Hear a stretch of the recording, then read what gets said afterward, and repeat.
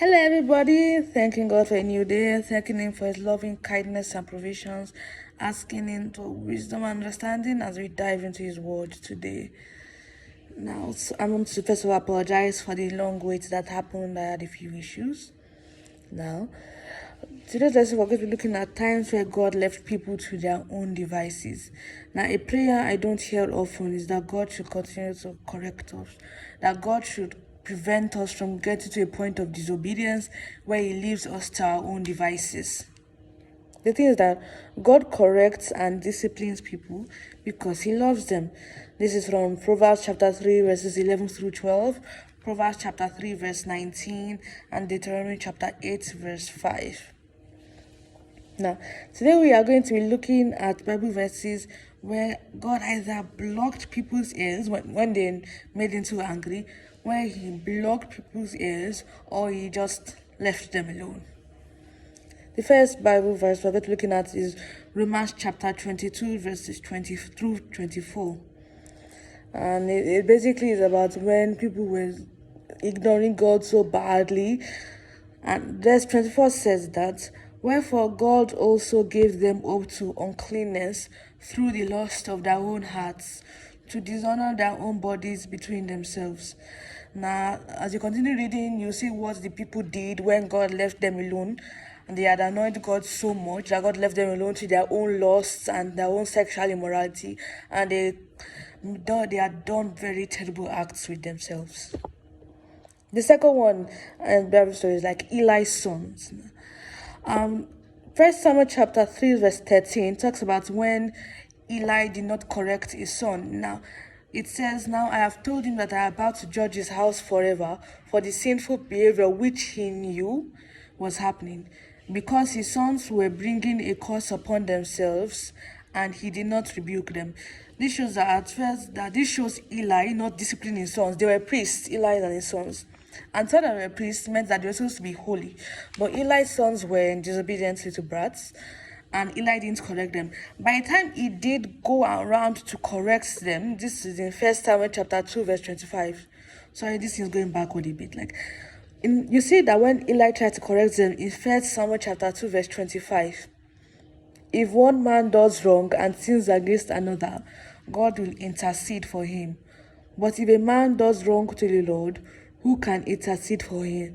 Now, this is where it gets a bit interesting. But they would not listen to their father, for it was the Lord's will to put them to death.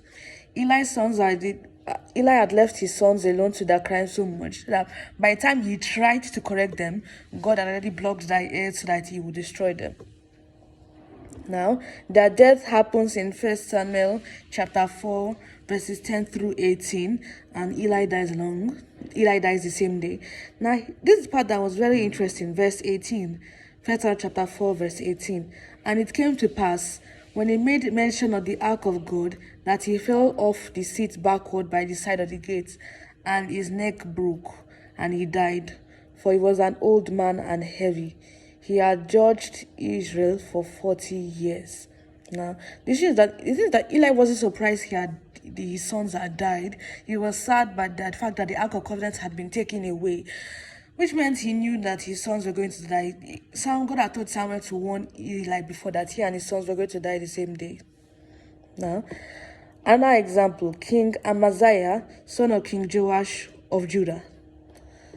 And 2 Chronicles chapter 25, verses 14 through 16, talks about when Amaziah had gone to war and come back with strange gods. Verse 16 is the interesting part. And it came to pass, as he talked with him, that the king said unto him, art thou made of the king's counsel? Forbear, why shouldn't thou be smitten? Sorry, let me pause. This is where a prophet came to warn him, King Amaziah, that he shouldn't have brought the strange gods. Let me continue. Then the prophet forbore and said, I know that God hath determined to destroy thee, because thou hast done this, and hast not hearkened unto my counsel.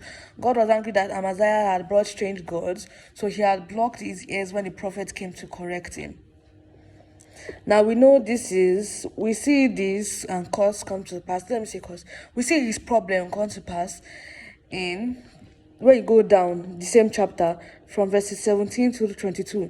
Now, verse 20 will say, "But Amaziah would not hear, for it came of God, that he might deliver them into the hand of their enemies, because they had sought after the gods of Edom." This was because Amaziah had sent a message to Joash, king of Israel, back when the two kingdoms, Israel was divided into two. Amaziah, king of Judah, had sent a message to Joash, king of Israel, that they should fight. Joash had initially said no. Initially, he had said no, but Amaziah had continued to say yes. Verse 20 will not tell you that this is because God put this kind of stubbornness in him so that he would lose.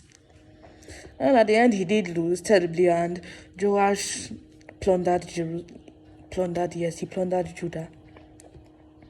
Another one is Ahab's death, King Ahab of Israel, husband of Jezebel, we all know him. In 1 Kings chapter 22, verses 19 through 23, when he wanted to go to war, and the king of Judah, king of Judah had come to join him. The king of Judah had said, "Let us call a prophet so we will know how we to go."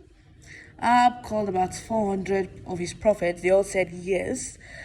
And then when he now called a true prophet of God, the prophet has said no, that God has left you to your own devices so that you can die. This he had told a vision, like he had seen God in heaven, and he was asking the spirit that, "Please, who entice help so that he can go to battle and lose." Even after the prophet had told him about all these things, Ahab still refused to listen, and he went to that battle.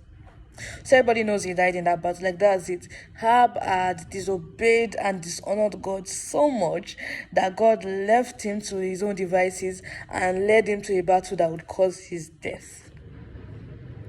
Now, to end this session, I pray that the Lord do not depart from us. I pray that the Lord will continue to correct us and discipline us despite what we do. And I pray for our country, Nigeria. God help us all. Goodbye.